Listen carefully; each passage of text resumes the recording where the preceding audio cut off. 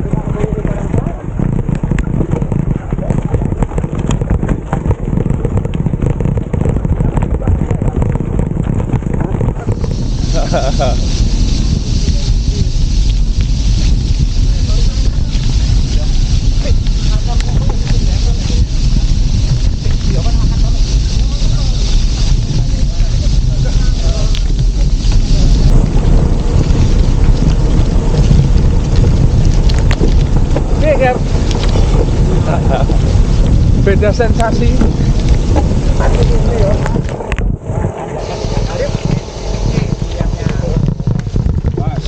Mas.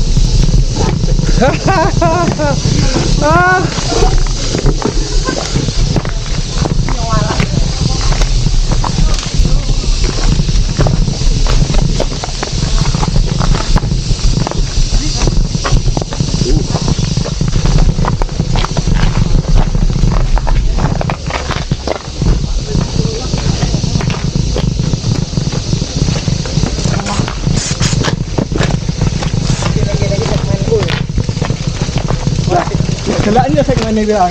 Kita kayaknya segmen angin. Baiknya mau begini.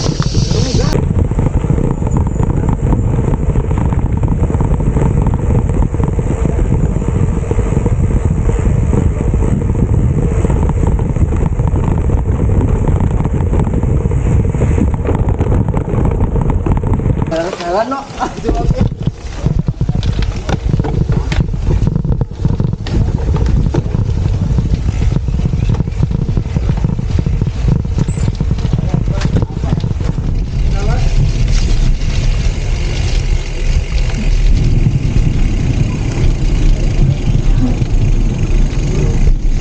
Awas ya.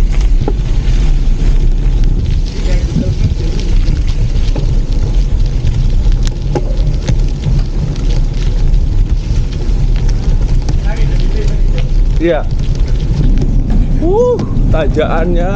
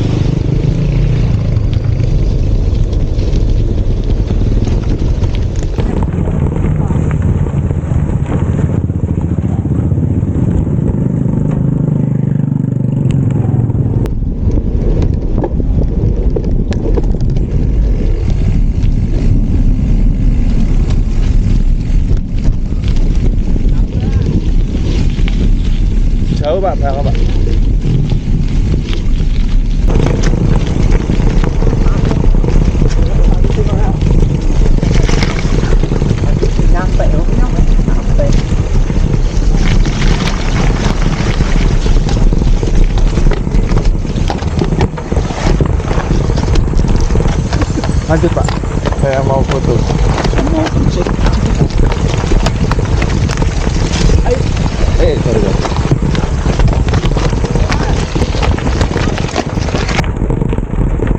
Bu.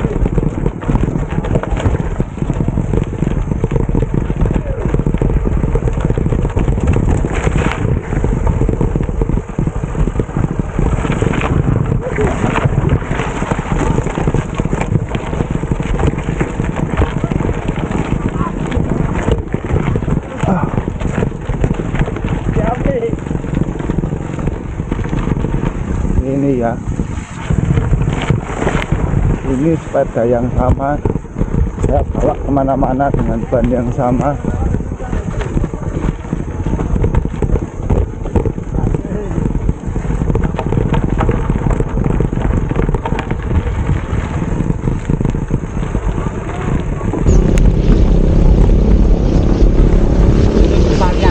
Iya, mantap ini Pak, mantap.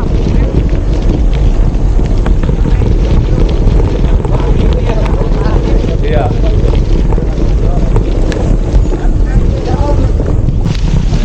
Enak ya? Enak toh?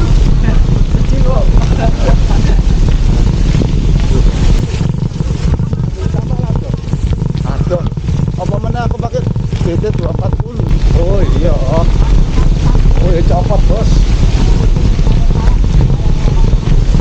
Aduh, halus terus mati nanggung tidak mau.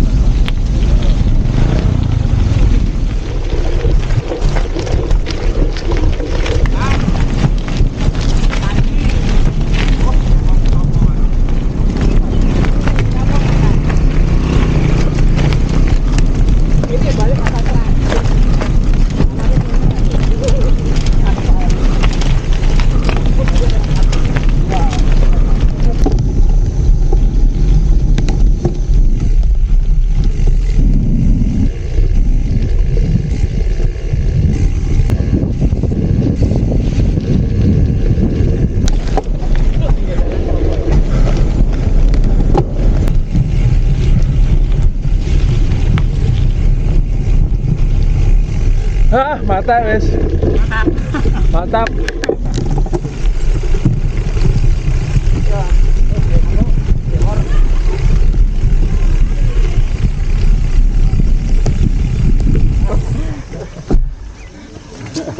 Kayak gunung. Muncar tuh menghasil ikan laut. Halo, jumpa lagi pendengar di podcast Main Sepeda yang kesekian dengan saya Om Jonire dan Om Asa. Dan tadi kan pendengar dan penonton ya, dan dua-dua itu pendengar yang memakai mata. Oh ya, pendengar yang menonton Ya. itu tadi kan sudah melihat cuplikan video kami bersepeda di Banyuwangi dengan rute yang tidak seperti biasanya. Maksudnya biasanya itu kan tidak di jalan aspal ya, di gravel. Memang episode kali ini temanya adalah agar tidak salah paham rute gravel bike. Nah, sebelum kita melanjutkan, mungkin Om Asa mau mengucapkan terima kasih pada teman-teman. Jadi kita di Banyuwangi bukan sekedar tanjakan yang paling kejam itu, Pak Tuding Ijen. Kita juga minta tolong teman-teman di Banyuwangi untuk mengantarkan kita mencarikan rute gravel. Dan rutenya ternyata seru. Tapi nanti itu jadi inspirasi kita untuk ngobrol ini. Tapi saya ingin mengucapkan terima kasih kepada, ini saya sebut, ya ini dapat nama-namanya dari Kapten Agus Mardi yang menemani kita di Kapal Tuding dan ikut gravelan. Mas Effendi yang mencarikan rutenya, Mas Ervin, Mas Yudis, Mas Hendra Dinama, Mas Oni, Mas Dion, Eko, Mas Halim dan Haji Mufado yang ikut nganterkan kita mencari rute gravel itu. Jadi terima kasih buat teman-teman di Banyuwangi, dan tadi videonya mungkin sudah kelihatan aksi mereka. Kalau Anda perhatikan semuanya pakai sepeda MTB ya. Hanya kita yang pakai gravel bike. Betul, ya. Nah, ini akhirnya jadi inspirasi untuk ngomongin tentang apa itu gravel bike. Karena ini sudah kejadian beberapa kali buat saya. ke luar pulau atau keluar kota minta dicarikan rute gravel, dikasihnya rute MTB memang. Ya memang bukan garis tipis, garis luas. Gravel itu kan garisnya luas. Betul. Waktu ke Lombok juga begitu, ke Mandalika. Dulu sebenarnya sempat pengen bikin event gravel waktu itu di sekitar Mandalika, terus kena pandemi. Kita sudah nyoba rutenya. Iya, saya lihat foto Anda waktu itu. Sama John Bumiharjo, kita sudah naik. Tapi yang waktu itu yang nganterkan Om Ceko Italia itu, dan dia sendiri waktu itu belum punya gravel bike. Tapi setelah itu dia punya gravel bike dan dia lebih oh ini maksudnya gravel bike. Jadi waktu pertama kali itu ya masih dilewatin single track, tebing-tebing, tempat-tempat akrobat itu yang nggak kan, mungkin pakai gravel bike ya. Sebelumnya kan saya cerita sedikit ya, pendengar ngulang lagi. Mungkin saya sudah pernah cerita, tapi cerita lagi supaya paling nggak konteks pembicaraan hari ini biar ada realnya gitu lah. Ya. Nah, tujuan kita apa sih? Tujuan kita adalah supaya kalau nanti ada event-event gravel atau ada acara gravel, kita punya pemahaman yang sama apa itu rute gravel, ya. Betul. Kurang lebih kayak gitu. Ya. Karena ada beberapa event yang saya tahu gravel, tapi itu sebenarnya masih terlalu MTB kalau menurut saya. Betul. Ya. Sampai ada staff saya yang grup setnya pecah semua itu karena dilewatin yang seharusnya bukan gravel. Ini nanti kita bahas, tapi awalnya dulu gravel bike. Ya, gravel bike ini kan pendengar kan terkenalnya di negeri Paman Sam itu ya, di Amerika. Kenapa terkenal dan menjadi buah bibir di dunia sepeda, bahkan nyaris hampir mengalahkan dunia road bike-nya yang sangat penjualannya kalau di Amerika mengalahkan ya. Jadi dunia gravel bike ini kan sepeda gravel itu sepeda road, tapi bannya gede. Nah, kayak segini nih ya bannya. Ini contoh-contoh ban gravel. Jadi bannya tuh minim 35 sampai 45. Bahkan ada sampai berapa? Sampai 50 sekarang. Sampai 50. Sebenarnya dipakai road juga bisa, tapi dia dua dunia kan. Ya, intinya sepedanya kayak gini nih. Setirnya ngelengkung, bukan setir lurus. Kurang lebihnya. Nah, soal sepedanya pernah kita jelaskan di episode yang lalu, tapi kira-kira seperti gini. Dan sepeda gravel bike ini adalah sepeda yang mirip sepeda road, ban besar, tapi mengarungi medan di mana kerikil itu berserakan. Di sepanjang jalannya berserakan. Hanya saja kalau di Amerika jalannya tuh padat karena kering ya, jadi padat.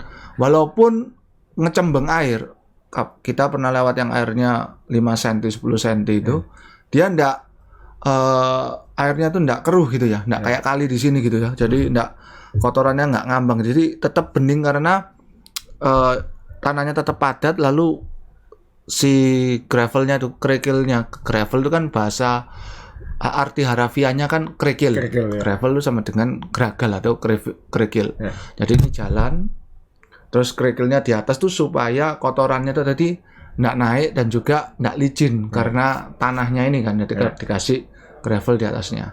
Kalau dilalui mobil atau kendaraan lain ya sebetulnya enak, ada gripnya. Cuman kalau bannya sepeda balap itu nggak memungkinkan karena bisa terlalu kecil, melesep di antara masuk di antara kerikil-kerikil itu. Makanya bannya gede-gede segini supaya nggak masuk di kerikil itu. Soal kerasnya hampir sama dengan aspal karena ini kan juga untuk mobil, menghubungkan desa-desa peternakan yang penghuninya tidak banyak, jadi lahannya luas, tapi sebetulnya pemiliknya itu cuma sedikit karena sekali pemilik itu punya lahannya luas-luas. Dari satu rumah ke rumah lain bisa 3 kilo. Nah, seperti gitu. Jadi itulah lahan gravel sekali lagi ya di Amerika. Dan itu ada ribuan kilometer di sana kayak gitu. Terutama di Midwest ya, di daerah tengahnya. Nah, itu jadi menghubungkan dari yang seperti pernah saya cerita di episode yang lalu tuh, saya sudah senang lihat gravel end. Ternyata nyebrang jalan raya, jalannya mobil, yang masuk gravel lagi gitu ya. Terus-terusan begitu. Nah, jadi sebetulnya si sepeda gravel ini sangat mengakomodasi kepentingan di Amerika. Jadi karena kalau seperti kita tahu ya, kalau kita bersepeda di sini itu berteman sama truk, bis, kendaraan pribadi, motor yang membuat beberapa orang kapok karena mungkin pernah maaf ya, musibah ditabrak, dipepet atau macam-macam. Nah, itu kalau di Amerika itu ada tempatnya, yaitu tadi di dunia gravel itu di jalan-jalan kampungnya itu bebas. Paling yang lihat cuman sapi, yang ganggu ya maaf ya anjing. Karena seperti yang pernah Anda lihat di episode sebelumnya, yang bisa ngejar tuh anjing. Karena kenapa? Peternakan segitu gede, mereka enggak punya cukup orang untuk jaga. Jadi kebanyakan yang jaga itu ya anjing, ditaruh di mana. Jadi kalau anjing itu Anda lewati teritorinya atau batasnya, mereka akan menggonggong supaya Anda menjauh dari batas wilayah mereka itu. Nah, kadang-kadang anjing ini nggak tahu batas wilayahnya itu di mana. Jadi kadang-kadang pagernya sudah diterobos, mereka di jalan. Nah, tapi menurut si anjing, ya jalan ini punyanya dia. Jadi ketika kita lewat, dia ikut marah gitu loh, suruh minggir dari situ. Dan jalan-jalan itu memang bukan jalan publik, itu jalan biasanya milik privat, milik peternakan atau milik yang punya tanah di situ. Jadi memang bukan jalan umum. Yang kita lewat itu bukan jalan umum. Bukan. Dan itu memang di Amerika istilahnya apa ya? Kayak mereka menyebutnya country road. Jadi jalan itu kampung. bukan punya negara danan itu bukan. Loh, itu yang kita lewat bisa ditembak nganggur itu. Iya. Jadi kalau kamu salah belok masuk ganggu anak perempuannya ya ditembak gitu. Enggak, saya kan cuma anjingnya yang terganggu sama kalau anjingnya nggak ditembak, paling digigit kamu kan ya. Iya. Kalau kamu masuk itu bukan jalanan loh, bukan jalan kebanyakan itu jalan private ya. Termasuk yang dibuat Ambon itu. Iya. Waduh. Dan itu yang bikin event-event gravel di Amerika booming. Iya. Satu, izinnya lebih gampang karena kalau jalan-jalan utama atau jalan-jalan aspal itu kan ya sana kan ekonominya sangat jalan kan, sangat mobil, sangat kendaraan, sehingga musuhnya transformer itu kan yang besar-besar. Jadi makanya nggak mungkin nutup jalan dan lain-lain. Sangat sulit ya. Jadi mereka akhirnya menemukan event-event yang gravel yang itu booming. Kenapa? Izinnya lebih gampang, tidak ketemu lalu lintas umum. Betul. Kemudian tinggal bagaimana koordinasi dengan masyarakat di desa atau kota kecil itu. Kalau itu memang baik untuk ekonomi wilayahnya, mereka akan mengizinkan. Jadi ya sangat swasta kan di sana. Segala hal itu swasta banget. Nah, itu yang bikin booming. Nah, itu kemudian event gravel ini sukses, semua bikin event gravel. Event road cycling yang bangkrut di Amerika. Akhirnya sekarang semuanya gravel. Malah UCI sekarang ikut-ikutan, dan ini banyak yang nggak suka itu yang di Amerika. Betul. Karena UCI kalau bikin event gravel kan, wah ini berarti sekarang dikasih aturan dong. Betul. Sepedanya harus aturan UCI. Marshalnya harus pakai wasit. Kayak gini kan, padahal gravel itu kan kebebasan, tidak ada batasan-batasan. Ketika nanti misalnya ada tim supportnya, walaupun jalan gravel nggak bisa mobil sedan, tapi nanti mungkin yang datang double cabin yang gede-gede itu bisa jadi tim support.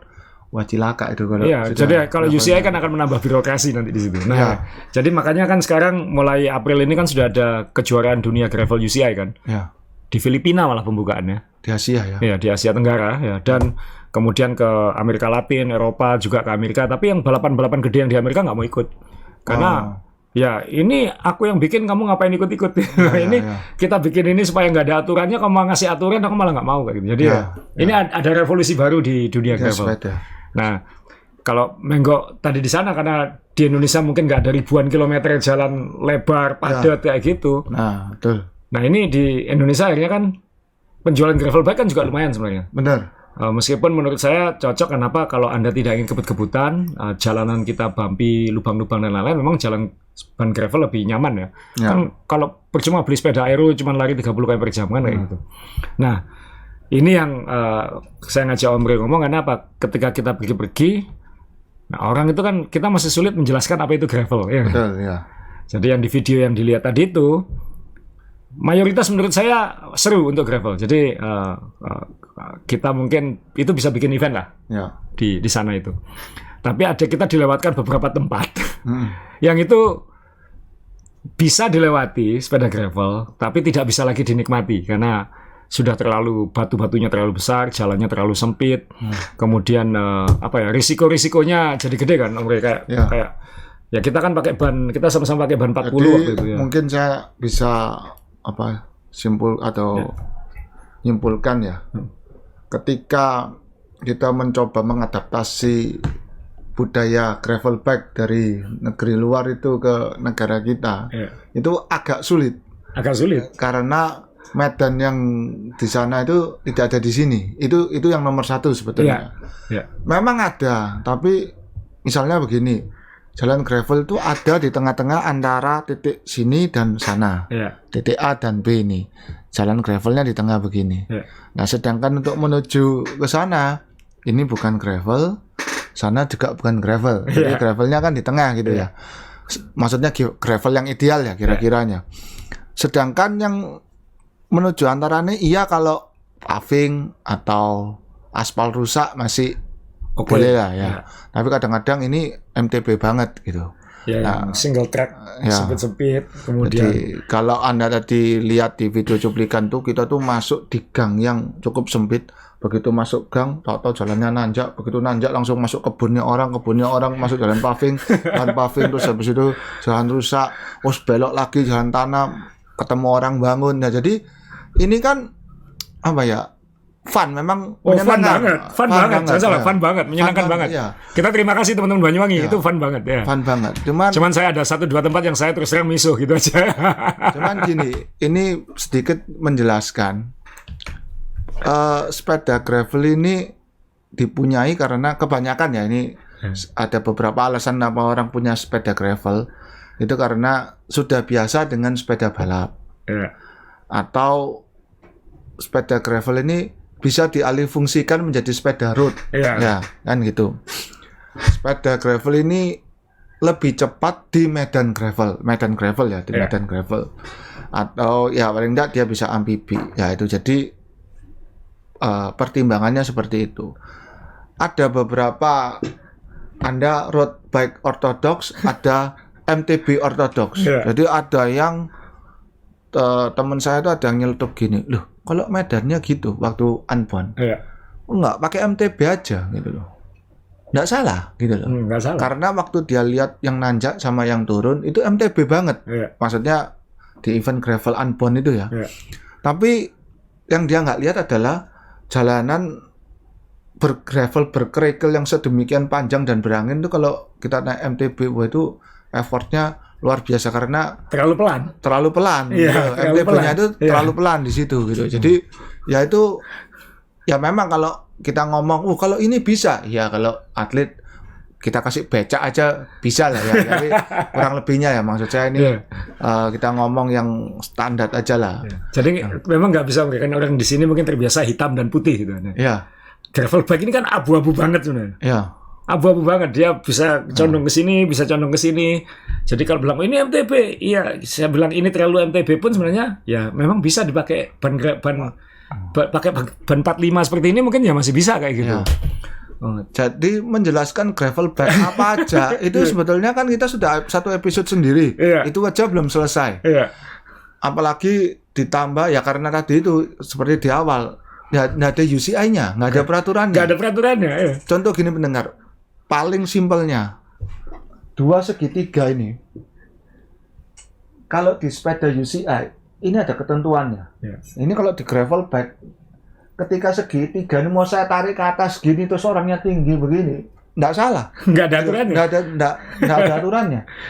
Tapi kalau sepeda UCI ini lebih sedikit derajatnya nggak ketemu, bisa di-ban. Ini sepeda nggak UCI approve kan begitu. Ya kira-kira UCI itu paling gampangnya seperti gitu. Jadi bayangkan misalnya dia naruh tas terus dibilang, loh tasnya ini nggak approve karena tasnya nggak begini, nggak begitu. Nah, itu kan apa ya maksudnya, aduh rewo banget ya. Kok ini gini nggak boleh gitu, nggak boleh ya. Itu yang komunitas gravel itu menentang itu di situ. Karena kebebasannya luar biasa. Nah, karena pemahaman rute gravel ini jadi ya memang sulit kan menyimpulkan di Indonesia tuh gravel tuh apa gitu. Jadi kita sering coba diskusi sama teman-teman. Oke, kalau mau bikin event gravel di Indonesia tuh eventnya seperti apa? Jadi kalau Om Re pengen misalnya ada event gravel di Indonesia, misalnya saya mau bikin event gravel di Indonesia. Om Re yang punya pengalaman ikut event gravel nomor 1 dunia, unbound gravel di biangnya empunya gravel itu. Harapannya seperti apa? Terus terang ya saya harus lihat tempatnya dan harus lihat kayak zaman perang 3 negara itu harus lihat matahari, bintang dan angin itu. Karena gini Om, di luar negeri itu kalau event itu di satu musim yang pasti, musim panas. musim panas. Ya. Kita ini kan musimnya cuma 2, hujan tak terang kan gitu tak ya. Ya. Nah, sedangkan kadang-kadang hujan dan terangnya ini bisa agak geser ya. Misalnya maksudnya itu, oh ini sudah bulan segini, wah ini nggak mungkin lah hujan, tapi nggak bisa ngomong. Nanti tahu-tahu ya mak biur aja kan gitu ya. Nah masalahnya kita ini sudah lihat suatu medan yang relatif, ya ada beberapa teman tuh yang adakan prolog lah apa itu tanya sama dia, loh kok medannya gitu, saya tanya, ya ini sebetulnya medannya bagus sudahan, tapi karena malam sebelumnya hujan, akhirnya jadi ngecembeng gitu loh, jadi akhirnya jadi berlumpur. Nah ketika kita peserta lihat mungkin pada waktu kering, bagus ini, ada kering, tanahnya kering, ada kerikilnya, cocok sama-sama kayak di sana. Tapi ketika ini ada hujan datang, kalau di Amerika kita lihat airnya bening, batunya tetap, kalau di sini jadi apa ya, jadi bletok gitu, jadi lumpur gitu ya, jadi madi kalau di sana ngomongnya. Itu jadi jadi mau diengkol itu berat karena lumpur gitu, lama-lama tambah kecelep gitu. Nah, itu jadi kan ini repot gitu. Jadi kita kalau ngadakan event gravel ya sebisa mungkin memastikan ini kalau kering itu idealnya seberapa, kalau hujan itu jadinya semana gitu ya. Karena contoh gini mendengar ya, waktu di Banyuwangi itu ada jelas-jelas medannya ini, saya tahu, saya pernah MTB-an, ini medan yang MTB banget tuh gimana. Jadi jelas-jelas ini sudah tanah gitu, bekas hujan, tapi masih keras, bagus. Nah cuman tanahnya ini dibuat jampingan gitu. Ya, dibuat jampingan. Bayangkan sepeda setir begini, itu sambil jamping gini ya. Jadi gimana ya? Jadi sulit gitu kan. Kalau setirnya lurus gini kan enak. Wah, sambil apalagi pakai suspensi ya. Ya kan belakangnya diangkat gitu, depannya jeglok gitu. Lah kalau ini saya angkat jeglok, depannya patah, waduh bisa nggak pulang dari gunung gitu. Siapa yang mau mikul? Ya mau nyari ojol ya nggak bisa lewat gitu ya. Itu jadi kenapa kita mikir membahas ini, supaya segi keamanannya dan kepatutan dari sebuah event gravel itu masih bagus lah gitu, masih mumpuni gitu. Iya. Jadi memang ya tadi ya musim, kalau hujan kita nggak bisa ngelak ya, itu susahnya di sini. Jadi kemarin teman-teman Banyuwangi ini terima kasih, kita akan dicarikan lagi gitu. Jadi nanti kalau kita ke sana lagi kita akan nyoba. Balik lagi. Iyalah. Kan asik. Overall kan sebenarnya asik. Apalagi tempat finishnya kan bagus itu di apa namanya? Telunjuk Raung ya. Tempat camping itu bagus banget itu. Ya, saya enggak ngomong jelek, memang bagus. Cuma jalannya itu bisa. Ini mendengar. Gravel itu juga ada 2 ya. Gravel rata dan maksudnya dibagi lagi gitu. Gravel rata dan gravel naik. Ternyata di Banyuwangi itu gravelnya naik. Yang saya karena hari sebelumnya dari Paltuding saya sudah capek dan sampai malam, terus diajak MTB-an gravelan garis miring MTB-an itu ya saya senang-senang aja, tapi saya tidak menyangka kalau itu rutenya 800 meter elevasi gitu ya. Jadi ini lain gitu. Ya, tetap itu menurut saya ini satu lagi Banyuwangi luar biasa. Kalau ini satu kabupaten sendirian, dia akan bisa macam-macam itu. Bisa bikin event nanjak ke Ijen, bisa bikin road race yang flat, mau wilayahnya luas, mau lewat pantai, dia mau bikin gravelan pun punya tempat. Kita waktu itu di kawasan Genteng ya. Jadi kira-kira 30 kilo dari kota Banyuwangi kita. Dan waktu kita finish di Telunjuk Raung itu kan ada apa? Camping ground. Glamping ya. Glamping. Glamping, katanya glamping. Glamping adalah camping untuk yang manja ya. Ya, katanya. Tapi menurut saya ya sudah bagus lah untuk nyoba-nyoba kan gitu. Selain itu medannya ada backtracknya kan di sana ya. Ada BMX. Iya. Ada downhill track di sana. Downhill track. Jadi di tempat yang sama itu, itu tempatnya BMX dan downhill ya. Ya, ada downhill ya. Ada downhillnya ya. Bukan BMX, XC. Iya, XC. Oh iya, cross country-nya. Jadi ya memang banyak tempat, tapi ya ini ya mungkin Anda bisa nangkap lah ini. Wah ini Mas Asrul pengen bikin event gravel, pengen. Cuman nyari casting tempat yang menarik dan karena saya orang Jawa Timur ya pasti pengennya ada juga di sini. Saya tahu teman-teman Jawa Barat pasti akan komen nanti. Ya. Karena saya udah berkali-kali janjikan harus ke Jawa Barat, Mas. Setuju. Jawa Barat banyak banget tempatnya untuk. Oh iya. Iya. Banyak banget tempat-tempat yang bisa dieksplor untuk gravelan. Dan ada banyak. Jawa Baratnya mana? Bandung situ. Dekat Subang gitu, enggak ya? Nggak tahu. Nah kalau situ terkenal, kalau yang lainnya kan itu kan kamu. Nggak, tapi saya nanti kalau kita ada waktu kita akan main-main ke sana. Banyak nanya orang saya waktu itu nonton sepak bola di mana itu di Bekasi aja dibilang, Mas di sini ada loop bisa buat gravel 200 kilo katanya gitu. Wah ini kan kapan punya waktu, tapi kalau teman-teman nanti ke depan ternyata gravel bike ini di Indonesia itu booming dan ada rute-rute seperti yang di video kita tunjukkan tadi, ya mungkin silakan mau bikin medannya berat, tapi mungkin hati-hati aja, tetap safety kan nomor 1 dong Bro ya. Safety, karena ada tempat-tempat yang saya maksud, yang saya bilang saya misuh itu kalau ada terjadi apa-apa di situ, karena gampang sekali. Misalnya saya aja waktu itu sempat agak jumping kan sepedanya. Sebetulnya kalau jumping menurut saya Om ya, kalau jumping apa itu masih ya kita suka, maksudnya gini, di Amerika juga bisa jatuh. Ya, tapi ini jumpingnya sebelahnya tuh jurang. Nah, ini maksud saya. Jadi banyak jebakan di Indonesia itu nggak bisa direscue. Ya kalau kamu jatuh nggak lucu lagi nanti. Jalannya kecil, belok, dan sebelahnya ini nggak ada apa-apanya. Ya, maksudnya nggak ada pagernya, nggak ada jurang. Dan itu biasanya terkamuflase sama rumput-rumput tinggi. Rumput yang tinggi. Jadi kelihatannya itu ada penahannya, ternyata itu cuman apa ya? Ya kita jatuhin gitu ya, kita bablas sampai gitu. Memang jatuhnya cuma terlempar 1 meter, tapi 30 meter ke bawah. Nah, ya, 1 meter terlempar 1 meter yang gelundung 30 meter ya. 1 meter ke samping, 30 meter ke bawah. Itu kan bahaya gitu loh. Nah, sering kali kan misalnya kita belok gini ya, dengar ya, belok gini. Nah, kalau belok gini jurangnya kan di sini. Ya. Sedangkan orang kalau masih baru belok itu kan ngerem dulu, ya.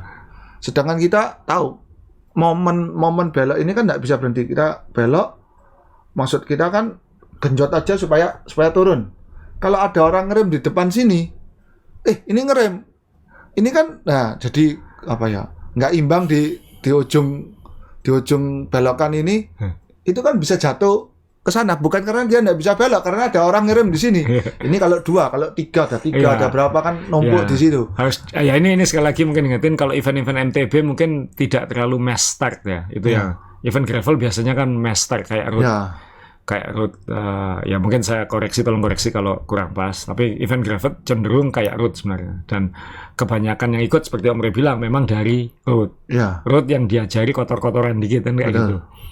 Nah, ini yang mungkin teman-teman yang sangat paham MTB ya tolong memaklumi kalau kita itu handling skillnya atau kemampuannya belum kayak yang naik MTB, dan harusnya sepedanya juga nggak bisa kayak MTB, nggak bisa rigid semua gitu. Rigid.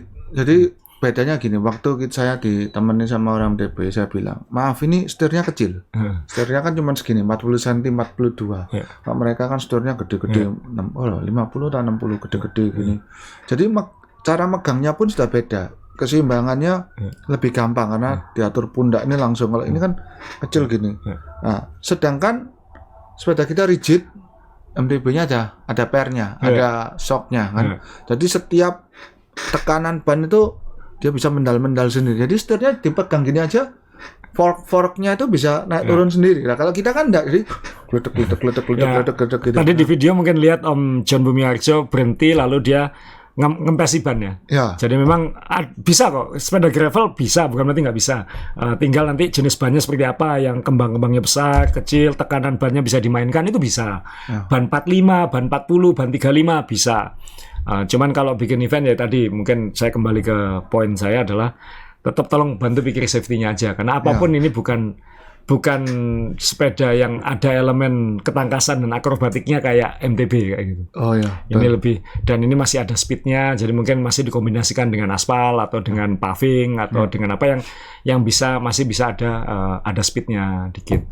Ya moga-moga nanti kan sekarang sudah banyak ya event-event touring event road kan banyak, entah itu climbing, entah itu tour, entah itu kota-kota wisata banyak itu. Nah, Jadi kalau nanti bikin gravel yang sifatnya off-road, ya minta tolong mungkin karena belum banyak yang paham dan yang baru beli sepeda gravel pun belum tentu paham sepedanya itu bisa apa.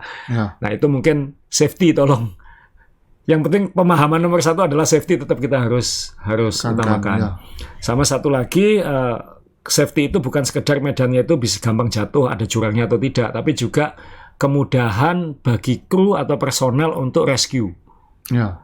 Kayak di Unbound Gravel kan krunya pakai jeep semua kan, jeep 4x4 segala macam, pakai double cabin segala macam yang memang bisa melewati rute itu karena SUV biasa aja nggak bisa lewat Unbound itu. Betul. Jadi memang itu juga dipikirkan. Kalau kita tadi dipaksakan lewat single track itu, kalau terjadi apa-apa, sedangkan rute gravel itu melingkarnya bisa puluhan kilometer atau ratusan kilometer, Karena kan tidak mungkin orang patah punggung dinaikkan sepeda motor kayak gitu. Ya. Nah, kecuali pakai helikopter atau apa kan, ya mohon maaf di Indonesia kan masih harus realistis. Beberapa waktu yang lalu kan pernah ada musibah. Seseorang tuh meninggal karena bersepeda. Ya. Ketika kecelakaannya itu ada dia MTB-an memang waktu itu. Terus ketika saya tanya-tanya, loh kok sampai meninggal? Karena kata teman-teman yang melihat tuh waktu itu masih ketawa, masih gini-gini gitu. Tahu-tahu kok dapat musibah gitu, karena untuk mencapai ke titiknya dia Itu nggak gampang karena dia main MTB kan. Jadi tengah sawah gitu kan bingung, misalnya kita Sherlock gitu. Lah Sherlocknya kemana gitu? Kalau kita Sherlocknya di jalan besar, jalan utama gitu kan ya cepat aja. Si Mbah Google ini mau ngarahkan kita ke situ gampang. Tapi ketika ini di tengah sawah dan alas kan jalannya mana kan enggak tahu. Yang tahu ya Pak yang punya sawah dan yang biasanya ber-MTB-an di situ. Nah kan enggak mungkin sambil nerangkan itu, kalaupun ada signal ya lewat situ kiri sedikit 5 meter kanan gini kan enggak mungkin itu. Jadi ya inilah yang harus diperhatikan. Ini mungkin bedanya ya, karena mungkin saya terbiasa bikin event. Saya kalau kemarin nyoba rute itu sambil ngelihat rutenya saya juga mikir ini nanti rescue-nya di mana. Lalu nanti poin-poin kayak drink stop, poin-poin minimal ada orang kalau ada apa-apa bisa ngasih tahu dia harus radius berapa kilometer harus ada, itu kan harus dipikirkan juga gitu. Ya ini yang kita dulu pernah bilang ketika ikut event itu kita harus lihat dulu yang bikin event itu goes atau tidak. Kan ada juga yang bikin event ratusan kilometer tapi ternyata yang bikin nggak goes, dia cuma ikut satu etapa aja, datarnya aja kayak gitu. Itu penting. Jadi kemarin waktu lewat tuh ketika ngobrol di atas, ya mohon maaf teman-teman, saya mungkin sempat agak ngomel-ngomel waktu itu karena memang yang saya pikirkan waktu itu ini kalau lewat sini nanti ada apa-apa itu nanti penyelenggaranya yang kena, malah nggak enak nanti yang komunitasnya yang kena semua kayak gitu. Itu jadi hati-hati tentang rute ini, karena gravel ini kalau aspal kan ya relatif gampang ya, jalan ditutup, jalan di aspal mulus bersih, relatif gampang gitu. Kalau senggolan dalam peleton, ambulans ada di belakang bisa cepat datang, marshal bisa menghalangi perempatan kayak gitu. Tapi kalau gravel kan nggak bisa gitu. Ya, kalau ada jupe-jupe loncat-loncat kan kita nggak bisa menghalangi kayak gitu. Ya, katakanlah misalnya ada musibah gitu. Anda misalnya bilang, oh bisa sepeda motor trail gitu ya. Diapakan di sepeda motor trail? Ya, motor trailnya harus melewati peserta yang lain juga. Ya, katakanlah dibawa sama sepeda motor trail. Masa ini kan bukan barang ya. Masa ditali di sepeda motor trail terus ngeng gitu kemana? Ada kan sepeda motor trailnya seneng naik di medan gitu bisa loncat-loncat. Nah mungkin di tempat itu cuman retak sampai rumah sakitnya patah 3 kan gitu ya. Nah, itu kan yang repot gitu. Jadi ya itu. Jadi kalau bikin event itu, kalau mau bikin event yang gravel yang off-road yang menantang ya. Ayolah saya juga tertantang untuk bikin kok. Jadi moga-moga nanti bisa Nah, satu lagi memang yang saya lihat juga banyak menggunakan sepeda gravel ini untuk event-event jarak jauh touring. Yang kita sempat ya kita kan melakukan juga Surabaya Bali kayak gitu. Karena sepeda ini memang nyaman banget kan. Maksudnya kan buat jarak jauh kan lebih nyaman, lebih enak. Tapi dan sekarang banyak karena ya event paling gampang kan yang nggak usah diawasi kan. Kamu start di sini, checkpoint di sini, finish di sana. Mau 500 kilo, 600 kilo itu banyak. Dan di Indonesia itu juga menurut saya juga yang paling gampang mungkin. Kenapa? Karena 600 kilo di Indonesia, kita nggak ngomong kekuatan mancal loh ini ya. Tantangan long ride itu kan bukan sekedar kuat atau tidak. Tantangan long ride adalah supply, lalu memanage supply, bawaan dan lain-lain. Kalau saya ada dual. Bosan dan masalah. Oke. Ya. antara kita bosan di atas sepeda sama masalah untuk pulang. Kalau masalah banyak di rumah itu nggak apa-apa. Mau 700 kilo Silakan ya. Percuma tau gitu loh. Pulang juga diusir gitu ya. Jadi, nah ini kalau di luar negeri itu juga saya sering kan juga menurut saya sih lebih enak kan. Saya suka lihat banyak yang bikin event-event udak jarak jauh itu. Iya. Kan kemarin ada di Jakarta yang 200 kilo atau apa. Wah itu pasti seru. Dan di Indonesia itu lebih untuk mengajak pemula atau orang yang baru ikut gravel atau ngerasain sepedaan jarak jauh dan menantang itu mungkin baik juga karena tidak ada tuntutan waktu, bukan balapan. Benar. Kemudian dia bisa pace-nya sendiri, ya kan, tinggal dikasih cut off time yang reasonable, yang masuk akal gitu, yang tidak mungkin ada yang untuk yang elit mungkin segini, mungkin untuk yang masuk akal sekali kok. Masuk akal, pokoknya kata-kata masuk akal. Salah hitungannya ya kalau nggak seingat saya itu sekitar 15 kilo aja. 15 km per jam. Jadi seharusnya sangat masuk akal. Sangat masuk akal. Jadi misalnya memang jaraknya 600, tapi itu hampir 2 hari 2 malam, hampir ya kira-kiranya. Itu masih bisa kayak gitu. Nah, kan memang yang enak pakai sepeda-sepeda gravel gini. Satu karena bannya bisa gede dikit, lebih nyaman, lebih kokoh. Apalagi kalau pakai titanium gini pasti lebih nggak takut kehantam-hantam.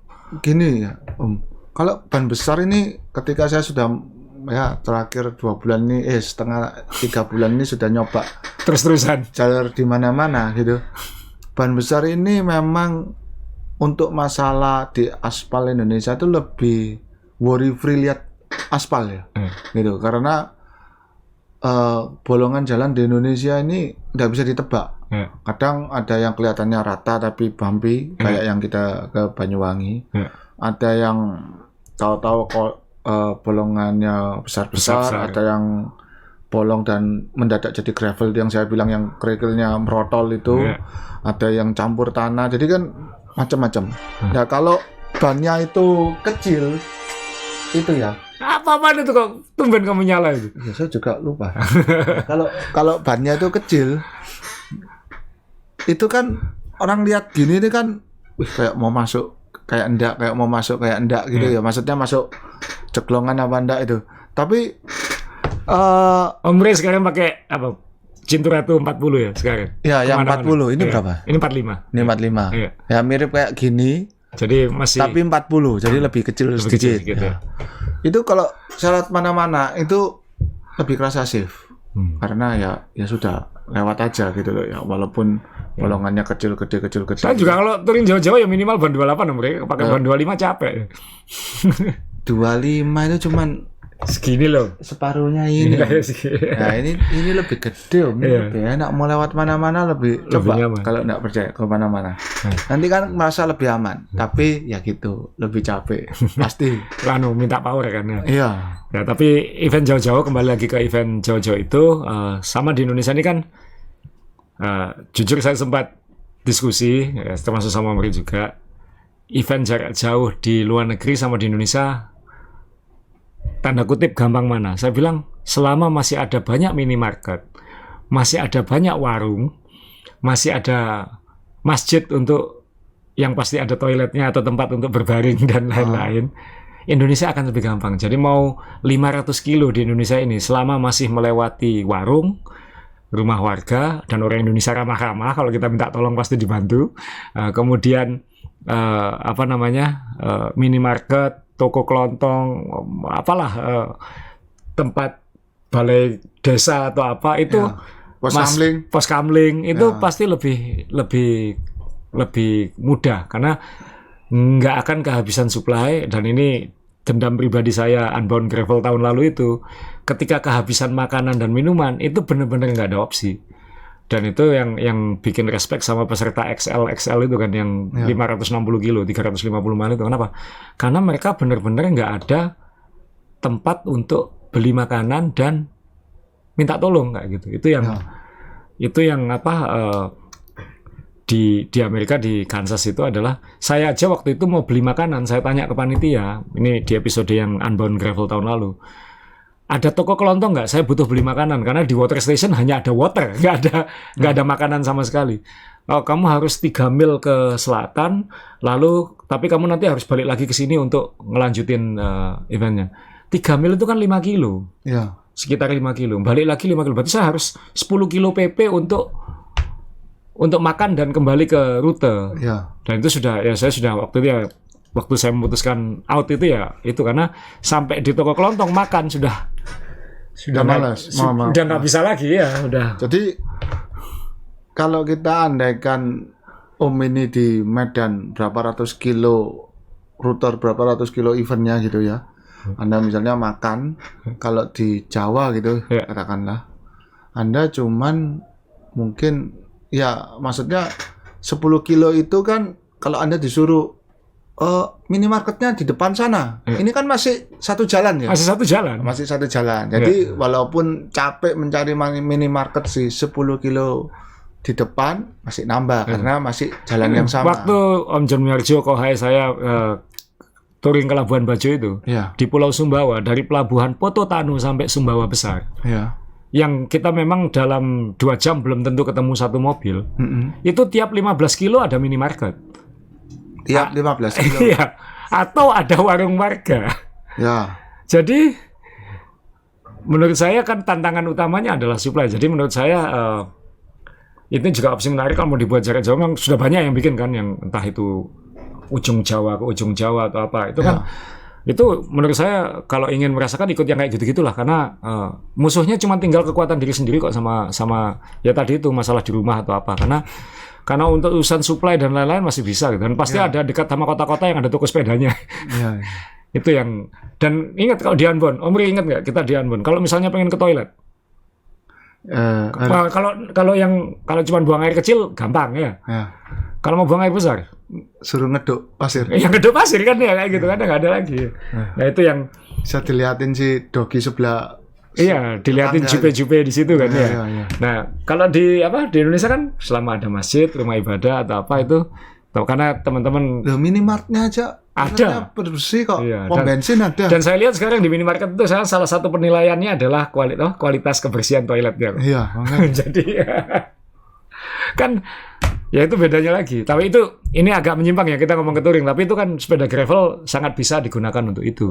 Jadi kalau mau bikin event gravel di Indonesia yang cocok mungkin ya dari tadi, kalau mau dibuat setengah XC tadi, yang penting keselamatannya ini langsung kita rangkum ya, karena sudah agak mungkin ada 2 jenis event gravel yang bisa dibikin di Indonesia. Satu kalau mau dibuat kayak setengah XC menuju arah MTB, ya minta tolong pastikan rutenya keselamatannya tetap dipikirkan. Keselamatan itu bukan hanya keselamatan saat dilewati, tapi juga tindakan-tindakan yang harus dilakukan kalau terjadi sesuatu. Jadi memastikan akses-aksesnya masih bisa. Karena jujur mungkin memang pengendara gravel belum setangguh pengendara MTB. Nggak usah ejek-ejekan kita. Saya road bike ortodok, saya suruh loncat-loncat pakai MTB pasti nggak kayak gitu. Jadi itu persepsinya. Yang 2, bikin event-event yang kalau memang mau touring-touringan sekalian, jarak-jarak jauhan sekalian, ya itu toh di Indonesia ini urusan supply lebih, yang penting bawa uang. Sekarang kan pakai barcode juga bisa kan, nggak perlu bawa uang. Nah, ya ini juga tambahan dok pendengar itu adalah kenapa gravel ini garis miring touring, ada yang mengartikan touring. Kalau Anda lihat kenapa gravel itu tasnya gede-gede, itu ada yang ngisi dengan pakaian, tapi itu arahnya ke touring bike, tapi ada yang isinya itu sama supply tadi dengan makanan atau air. Karena ya seperti tadi yang Om Asa bilang, di Medan gravel itu kelemahannya satu, karena saking bebasnya, saking nggak ada yang ngurus, yang ada cuma ternak dan penjaganya si anjing itu nggak ada toko. Jadi ya makan sendiri lah, tahu sendiri nggak ada gimana, yang rutemu panjang kok nggak makanan. Jadi bawa frame bag, terus tas yang besar, tas yang di sini itu semua kebanyakan isinya makanan. Jadi kenapa kalau di Indonesia mungkin tidak perlu isi makanan, bisa diisi baju ganti atau yang lain. Atau oleh-oleh buat yang mau dilewati ya itu. Ya. Jadi ya teman-teman, moga-moga episode ini ya minimal jadi diskusi ya, bukan berat, karena sekali lagi gravel itu bukan hitam bukan putih, itu abu-abu yang sangat luas, dan saya yakin akan makin banyak event-event gravel di Indonesia. Ya, moga-moga kalau ada event gravel di Indonesia, saya berharap ada 2 tipe tadi itu, yang long ride touring, sama yang kalau mau ngarah ke off-road, yang penting keselamatannya tolong dibantu supaya ya banyak orang gravel juga nggak mau main MTB-an juga. Kayak saya meskipun sekarang banyak gravel juga nggak, tetap ortodoks, tetap nggak pengen MTB-an. MTB itu maksudnya bersepeda MTB. Bersepeda MTB. Jadi ya moga-moga bermanfaat. Kalau misalnya ada teman-teman punya usulan tempat, kota atau rute-rute atau seperti apa, bisa di komen bawah. Silakan. Kan ini sepedaan itu kan memperbanyak teman, jadi bisa saling mengusulkan segala macam di bawah. Tidak perlu saling bilang lebih bagus mana segala macam, karena setiap tempat pasti beda-beda. Tinggal ya nanti kedepannya siapa tahu setelah sekarang kan sepedaan sedang booming, setelah ini ya gravel ini sudah booming di mana-mana. Tinggal apakah di Indonesia nanti ikut atau tidak dengan gaya Indonesianya. Gitu. Dan itu kan juga potensi untuk setelah pandemi untuk mengundang turis-turis asing untuk datang ke Indonesia kan juga salah satu caranya seperti itu. Jadi ya moga-moga ini ada manfaatnya. Moga-moga kita kalau ada salah ucap mungkin mohon maaf. Terima kasih sekali lagi buat teman-teman di Banyuwangi. Kita ketemu lagi nanti untuk nyoba rute yang lain. Nanti saya akan bawa Om Ray. Nanti saya bilang kita rutenya gampang gitu kan, tinggal bohongin aja. Jadi ya sampai ketemu di episode selanjutnya.